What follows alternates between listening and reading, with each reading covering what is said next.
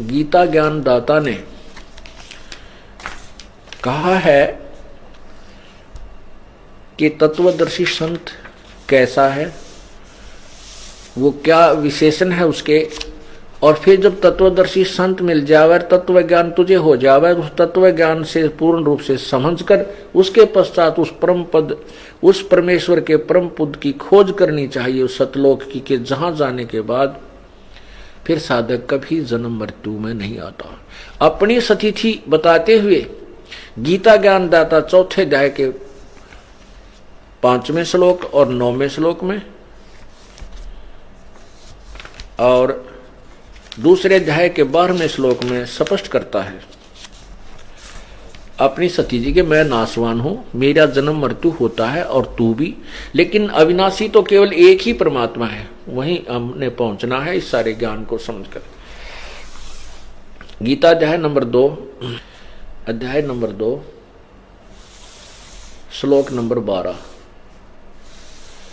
न तो ऐसा ही है कि मैं किसी काल में नहीं था, गीता ज्ञानदाता कह रहा था, अथवा तू नहीं था, अथवा ये राजा लोग जो सामने सैनिक खड़े हैं, राजा खड़े नहीं थे, और न ऐसा ही है कि इससे आगे हम सब नहीं रहेंगे।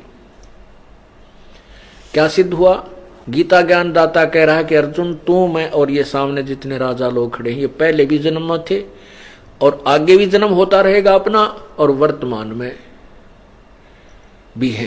हम अपना, तेरा, मेरा और इन सभी का जन्म मृत्यु सदा बना रहेगा, हम अविनाशी नहीं है। चौथे अध्याय, अब इसी दूसरे अध्याय के 17वें श्लोक में कहा है, दूसरे अध्याय का 17वें श्लोक में कहा है कि नाश रहित तो उसको जान जिससे ये संपूर्ण जगत दृश्य वर्ग व्याप्त है, अर्थात जिसने सारे संसार को रचा है। इस अविनाशी का विनाश करने में कोई समर्थ नहीं है, अर्थात कोई और है जो अविनाशी है, गीता ज्ञान दाता से भिन्न है। अब गीता अध्याय नंबर 4 के अब श्लोक नंबर 5 को देखें और 9 को देखें। गीता अध्याय नंबर 4 और ये 5वां श्लोक है। इस 5वें श्लोक का यहां अर्थ है, हे परंतम अर्जुन, मेरे और तेरे बहुत से जन्म हो चुके हैं, उन सब को तू नहीं जानता, मैं जानता हूं। अब 9वें में क्या कहा है? ये 9वें में, हे अर्जुन, मेरे जन्म और कर्म दिव्य अर्थात निर्मल और अलौकिक हैं, दिव्य हैं। इस प्रकार जो मनुष्य तत्व से जान लेता है वह शरीर को त्याग कर फिर जन्म को प्राप्त नहीं होता, मुझे प्राप्त होता है। ये तो इन अनुवादकर्ताओं की नालायकी है। इसका अर्थ ये है कि काल भगवान कह रहा है कि मेरे जन्म और मृत्यु तो होते हैं लेकिन अलौकिक हैं, दिव्य हैं। वो कैसे? जैसे आपको पिछले सत्संग में भी समझाया था कि 7 ब्रह्मा की मृत्यु के बाद एक विष्णु की मृत्यु होती है, 7 विष्णु की मृत्यु के बाद एक शिव की मृत्यु होती है, जो इस ब्रह्म का, ज्योति निरंजन का, गीता ज्ञानदाता का पुत्र है। ये 3 पुत्र हैं, तीनों की ऐसी ऐसी आयु का अंतर है। तो 70,000 जब ये काल के पुत्र शिव मर जाते हैं तो एक सदाशिव अर्थात ब्रह्मलोक में रहने वाला ये काल अपना शरीर छोड़ देता और एक ब्रह्मांड का नाश हो जाता है। और ये एक युग होता है परब्रह्म का, अक्षर पुरुष का। जैसे ब्रह्मा का एक दिन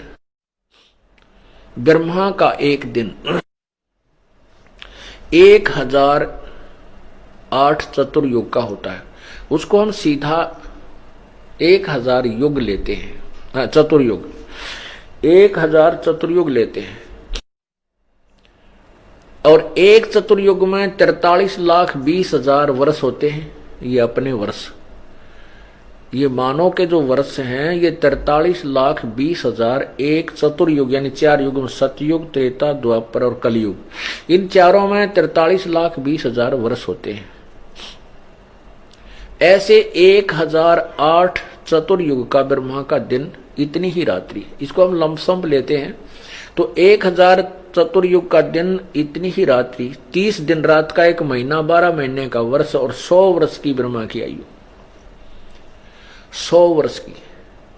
ऐसे 7 ब्रह्मा की मृत्यु के बाद एक विष्णु की मृत्यु, 7 विष्णु की मृत्यु के बाद फिर एक शिव की मृत्यु, ऐसे 70,000 शिव की मृत्यु के उपरांत एक ब्रह्मलोक में रहने वाला ये काल अपना शरीर, इसकी मृत्यु होती है ऑटोमेटिक। इसका जन्म फिर किसी मां से नहीं होता, ये अपने आप एक निर्धारित समय पर इसका ऐसे ही शरीर बनता है उस परमात्मा के द्वारा, कबीर परमेश्वर द्वारा। ऐसी दुर्गा का विनाश होता है, दुर्गा का फिर ऐसी शरीर बनता है। ये दोनों युवा रूप में प्रकट हो जाते हैं, फिर से ये सृष्टि अपने दूसरे ब्रह्मांड में जाकर के नए सिरे से ऐसे ही रचते हैं। रजगुण ब्रह्मा, सदगुण विष्णु, तमगुण शिव जी की उत्पत्ति करके फिर एक ब्रह्मांड को चलाते हैं।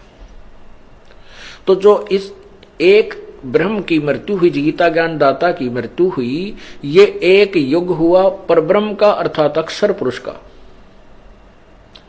अभी गीता अध्याय नंबर 15 के श्लोक 16 और 17 में आपको अक्षर पुरुष और क्षर पुरुष और ये परम अक्षर ब्रह्म, परम अक्षर पुरुष, पूर्ण परमात्मा की महिमा समझ में आओगी।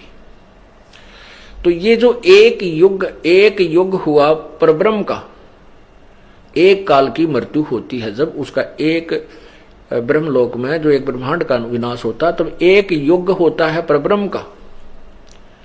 ऐसे ही 1000 युग का परब्रह्म का दिन इतनी ही रात्रि, नोट चतुर्युग। यहां चतुर्युग नहीं है, चतुर्युग केवल ब्रह्मा के दिन और रात में आता है और परब्रह्म के अंदर केवल युग होता है। 1000 युग का परब्रह्म का दिन इतनी ही रात्रि होती है। ऐसे ही 30 दिन रात का एक महीना, 12 महीने का वर्ष और 100 वर्ष की अक्षर पुरुष अर्थात परब्रह्म की आयु होती है, उसका भी विनाश होता है। अब इसके लिए आपको 8वें पवित्र गीता जी अध्याय नंबर 8 का सहयोग लेना होगा। किसको समझने के लिए?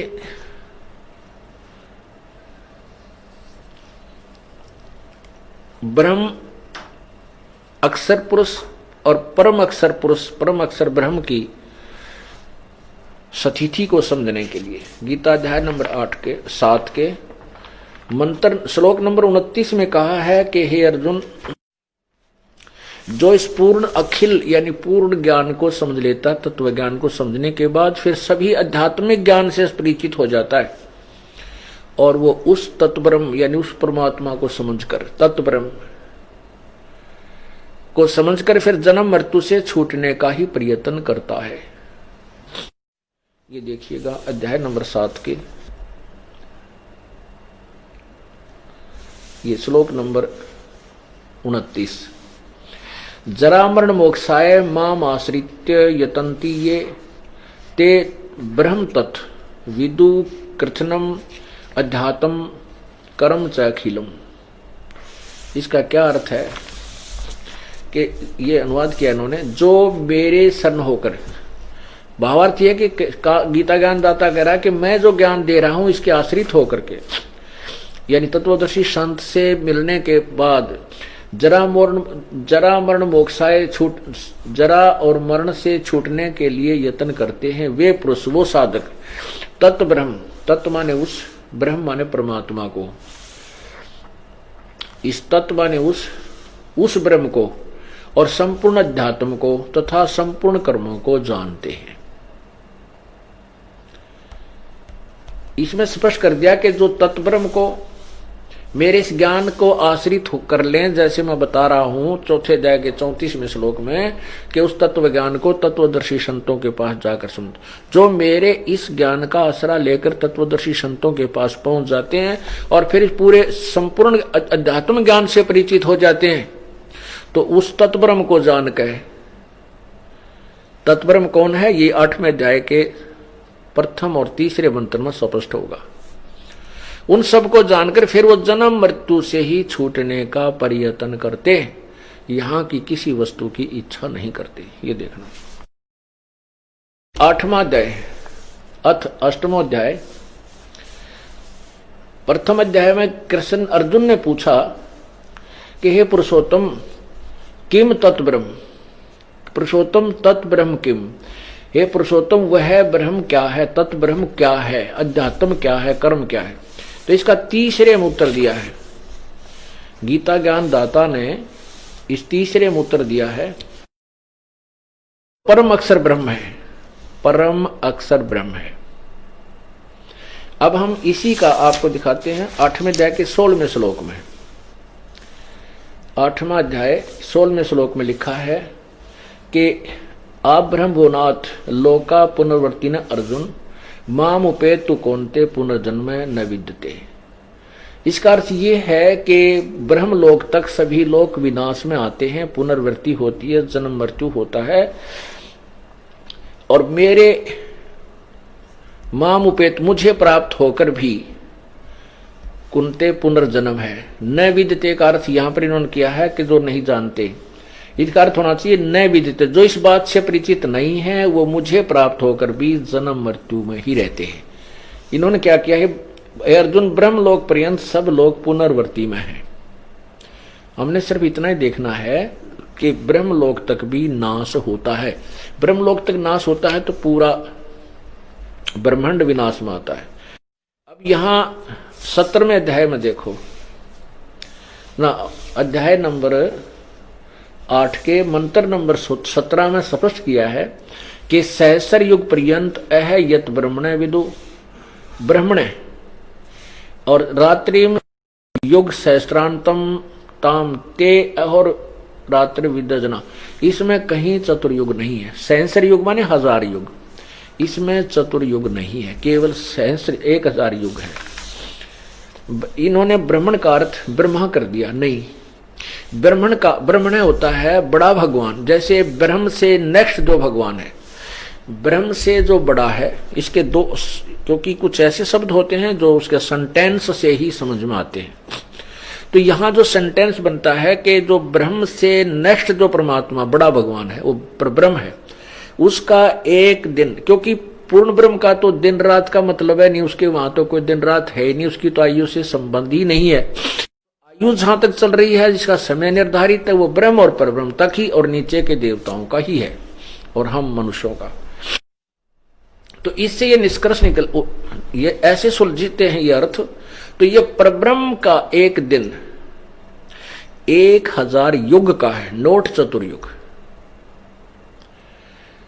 इन बातों से हम निष्कर्ष निकालेंगे, क्योंकि गीता एक बहुत ही पवित्र सदग्रंथ है और इसमें बहुत ही गूढ़ ज्ञान है, और इस गूढ़ ज्ञान को समझने के लिए तत्वदर्शी संत की ही आवश्यकता पड़ती है, और बाकी इसका अनुवाद नहीं कर सकते। ठीक है, शब्दों का अनर्थ करके चाहे वो किसी तरह गढ़ दिया इन्होंने, और अभी तक जनसाधारण को मूर्ख भी खूब बना लिया, क्योंकि जनसाधारण को स्वयं ज्ञान नहीं था।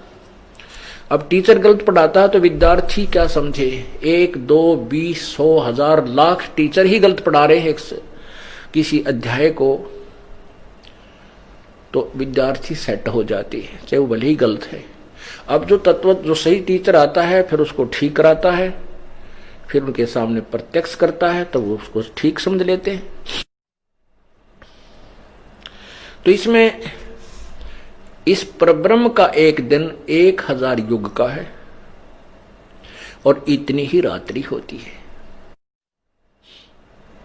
और कहते हैं जो इस प्रकार उस सब ज्ञान को समझता है, दिन रात को जानता है, वो सही ज्ञान का यानी ज्ञान के जानने वाला है, इस काल के विषय में परिचित है। इसका अर्थ ये है।